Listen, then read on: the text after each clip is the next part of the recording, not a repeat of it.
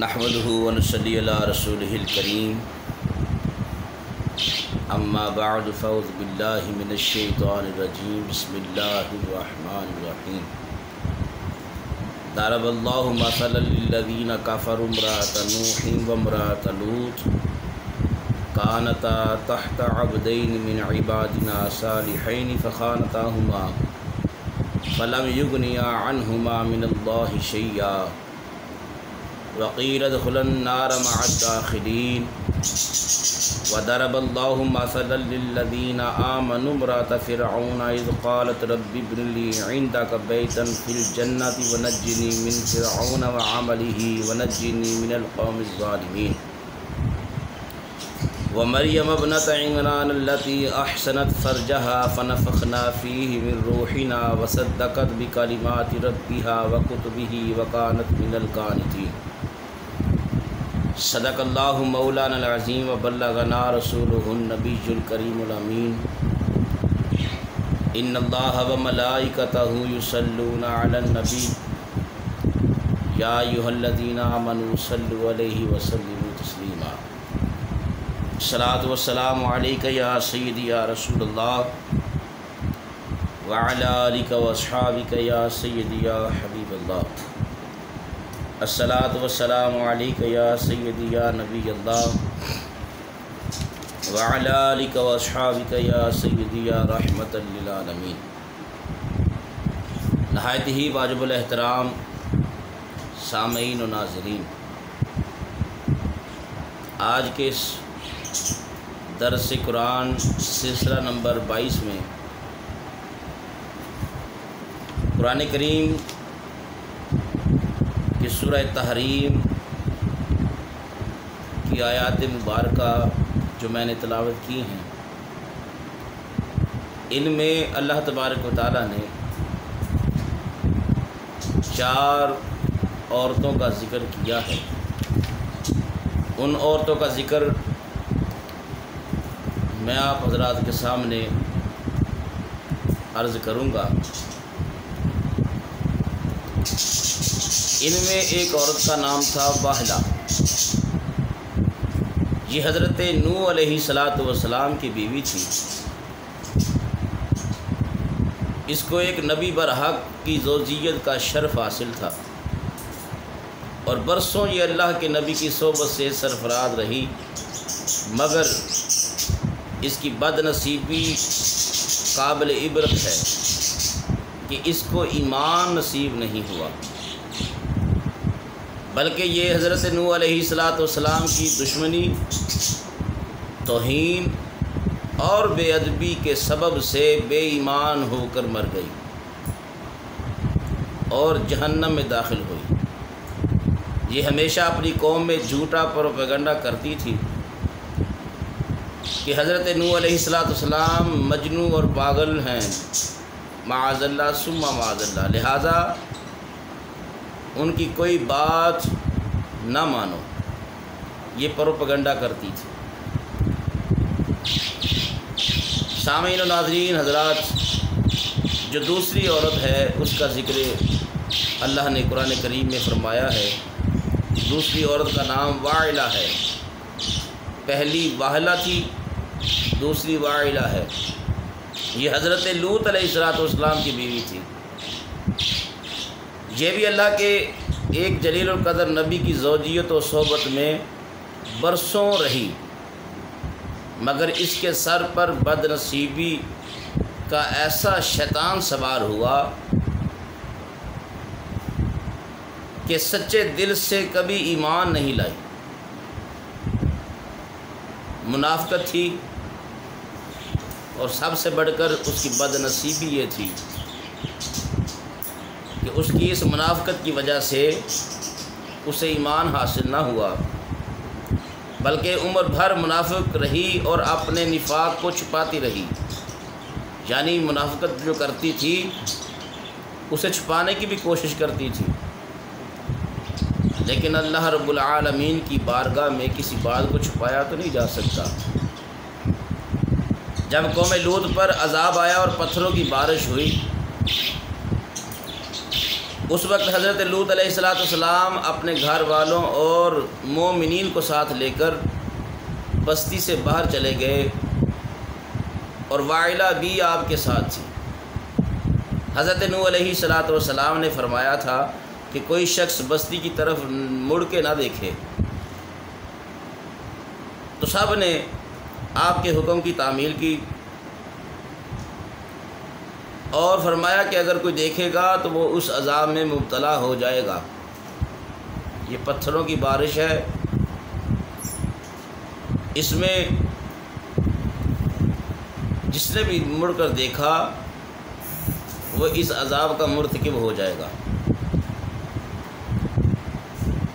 چنانچہ آپ کے ساتھ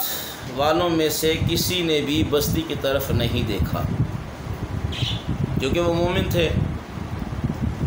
اللہ کے نبی کی بات کو ماننے والے تھے۔ حضرت لوط علیہ السلام اپنی قوم کو لے کر جا رہے ہیں اور کسی نے مڑ کر نہیں دیکھا، سب عذاب سے محفوظ رہے۔ پھر کیا ہوا؟ جو وائلہ تھی چونکہ منافق تھی، اس نے حضرت لوط علیہ السلام کے فرمان کو ٹھکرا کر بستی کی طرف دیکھا اور شہر کو الٹ پلٹ دیکھ کر جب دیکھا کہ سارا شہر جو ہے الٹ پلٹ ہو چکا ہے، تباہی و بربادی ہو چکی ہے، تو دیکھ کر چلانے لگی، کہنے لگی یا قوم ہائے رے میری قوم۔ یہ زبان سے نکلتے ہی ناگہاں عذاب کا ایک پتھر اس کو آ کر لگا اور یہ بھی ہلاک ہو کر جہنم رسید ہو گئی۔ یہ دو عورتیں تھیں جو نبیوں کے نکاح میں رہ کر بھی، زوجیت میں رہ کر بھی، اس صحبت میں رہ کر بھی ایمان نہ حاصل کر سکیں، ایمان نہ نصیب ہوا کیونکہ اندر کی منافقت تھی۔ اور آئیے، جو دو بیویاں جن کا ذکر اللہ نے قرآن کریم میں کیا ہے، ان میں ایک حضرت آسیہ ہے جو فرعون کی بیوی تھی۔ آسیہ بنت مزاحم رضی اللہ تعالی عنہا یہ فرعون کی بیوی ہیں۔ فرعون تو حضرت موسیٰ علیہ السلام کا بدترین دشمن تھا،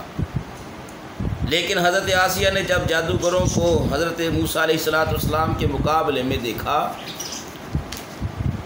اور مغلوب ہوتے دیکھ لیا تو فوراً ان کے دل میں ایمان کا نور چمک اٹھا۔ اب ذرا غور فرمائیے، وہ جو دونوں وائلہ اور واہلہ تھی وہ نبیوں کی بیویاں تھیں، تو ان کے دل میں ایمان نہیں آیا، اور یہ کافر کی بیوی ہے، ظالم کی بیوی ہے، جابر کی بیوی ہے، فرعون کی بیوی ہے۔ یہ فرعون کی بیوی ہونے کے باوجود اس کے دل میں ایمان چمک اٹھا اور وہ ایمان لے آئیں۔ جب فرعون کو خبر ہوئی تو اس ظالم نے ان پر بڑے بڑے عذاب کیے، بہت زیادہ زد و کوب کے بعد جو میخا کر دیا،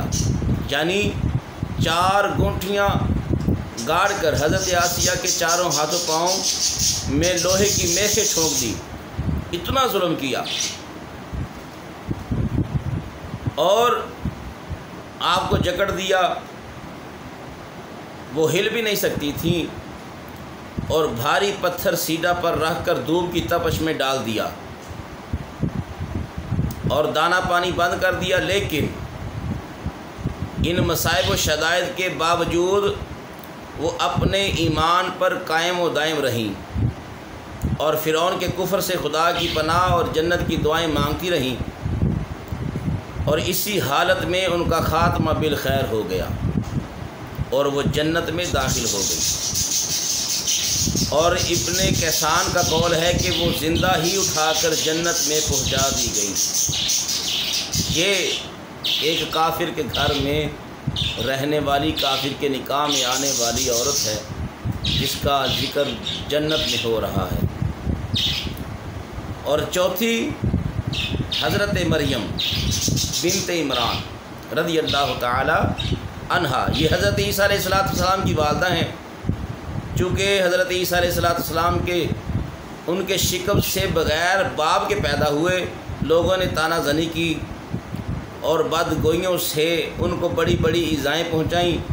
مگر یہ صابر رہ کر اتنے بڑے بڑے مراتب و درجات سے سرفراز ہوئیں کہ خداوند قدوس نے قرآن مجید میں ان کی مدح ثنا کا بار بار خطبہ فرمایا۔ ان چاروں عورتوں کے بارے میں قرآن مجید میں سورہ تحریم میں فرمایا ہے، ضرب اللہ مثلا للذین کفروا امرأۃ نوح و امرأۃ لوط کانتا عبدین من عبادنا صالحین فخانتاہما فلم یغنیا عنہما من اللہ شیئا وقیل ادخلا النار مع الداخلین وضرب اللہ مثلا للذین آمنوا امرأۃ فرعون اذ قالت رب ابن لی عندک بیتا فی الجنۃ ونجنی من فرعون وعاملہ ونجنی من القوم الظالمین ومریم ابنۃ عمران التی احسنت فرجها فنفخنا فیہ من روحنا وصدقت بکلمات ربیہا وکتبہ وکانت من القانتین۔ اللہ تعالیٰ کافروں کی مثال دیتا ہے جیسے حضرت نوح علیہ السلام کی عورت واحلہ اور حضرت لوط علیہ السلام کی عورت واعلہ، یہ دونوں ہمارے دو مقرب بندوں کے نکاح میں تھیں، پھر ان دونوں نے ان دونوں سے دغا کیا تو وہ دونوں پیغمبر ان دونوں عورتوں کے کچھ کام نہ آئے، اور ان دونوں عورتوں کے بارے میں خدا کا یہ فرمان ہو گیا کہ تم دونوں جہنمی عورتوں کے ساتھ جہنم میں داخل ہو جاؤ۔ اور اللہ تعالیٰ مسلمانوں کی مثال بیان فرماتا ہے، فرعون کی بیوی آسیہ، حضرت جب انہوں نے عرض کی اے میرے رب میرے لیے اپنے پاس جنت میں گھر بنا اور مجھے فرعون اور اس کے کام سے نجات دے اور مجھے ظالم لوگوں سے نجات بخش، اور عمران کی بیٹی مریم جس نے اپنی پارسائی کی حفاظت کی تو ہم نے اس میں اپنی طرف کی روح پھونکی اور اس نے اپنے رب کی باتوں اور اس کی کتابوں کی تصدیق کی اور فرما برداروں میں سے ہو گئی۔ اس سے درس ہدایت کیا ملتا ہے؟ واحلہ اور واعلہ دونوں نبی کی بیویاں ہو کر کفر و نفاق میں گرفتار ہو کر جہنم رسید ہو گئیں، اور فرعون جیسے کافر کی بیوی حضرت آسیہ ایمان کامل کی دولت پا کر جنت میں داخل ہو گئی، اور حضرت آسیہ حق ظاہر ہو جانے کے بعد اس طرح ایمان لائیں کہ فرعون کے گھر کے سب آرام و راحت کو ٹھکرا دیا۔ ایمان کی خاطر یہ سارا جو آرام تھا، جو آسائش تھی، اس کو ٹھکرا کر ایمان پر کامل رہیں، اور بے پناہ تکلیفوں اور ایذاؤں کے باوجود اپنے ایمان پر قائم رہیں۔ بلا شبہ یہ باتیں قابل عبرت ہیں۔ تو دوستان محترم، آپ نے دیکھا اور سنا کہ حضرت آسیہ اور حضرت مریم انہوں نے ایمان پر ثابت قدم رہ کر جنت حاصل کی، اور حضرت آسیہ ایک کافر کی بیوی ہونے کے باوجود ایمان پر رہیں، اور واعلہ اور واحلہ دونوں نبیوں کی بیویاں ہونے کے باوجود کچھ حاصل نہ کر سکیں۔ اس سے پتہ چلا کہ جو نبی کی صحبت میں رہ کر اپنے نفاق سے کام لیتی ہے، چاہے وہ زوجیت میں ہو، اسے کچھ حاصل نہیں ہوتا، اور اگر کافر کی زوجیت میں رہ کر، کافر کے نکاح میں رہ کر اگر اپنے ایمان پر قائم رہے تو اللہ جنت عطا فرما دیتا ہے۔ اللہ رب العالمین ہم سب کو اپنے ایمان پر قائم رہنے کی توفیق عطا فرمائے۔ آمین۔ وآخر دعوانا یعنی الحمدللہ رب العالمین۔